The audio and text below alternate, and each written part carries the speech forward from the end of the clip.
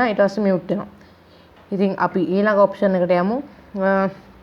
ඊළඟ ඔප්ෂන් එක තමයි කොහොමද ඔයාගේ මේ දැන් අපිට කැම් එක වීඩියෝ එකේ ඔන් කරගන්න පුළුවන් වුණොත් අපි කැම් එක ඔන් කරගන්න කියන එක තමයි අපිට ඊළඟට බලා ගන්න ඕනේ. ඉතින් ඔයාලා ඊළඟට ඉගෙන ගන්න ෂෝට්කට් එක තමයි ඒක. ඉතින් ඒ වගේම තමයි ALT ප්ලස් කරලා V අකුර ඔබම පස්සේ ඔයාලට පුළුවන් මේකේ වීඩියෝ එක ටර්න් ඔන් කරගන්න. ඒ වගේම ආපහු ALT T V T එක විදිහට ගමන් ආපහු ඔයාලට මේ වීඩියෝ එක ටර්න් ඔෆ් කරගන්න පුළුවන්. ඉතින් මේක අපිට තව ෂෝට්කට්ස් ගොඩක් තියෙනවා.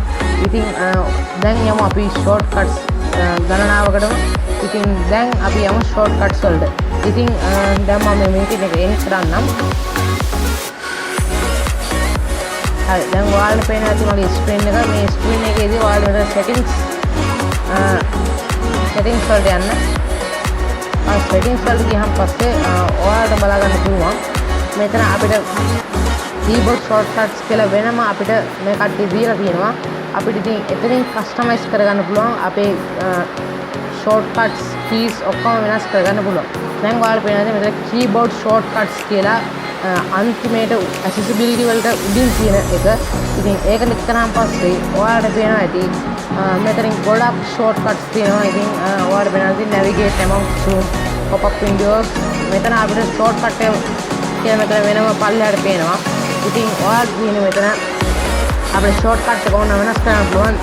උදාහරණයක් වශයෙන් මම මේ පළවෙනි තියෙන එක වෙනස් කරලා පෙන්නන්නම්.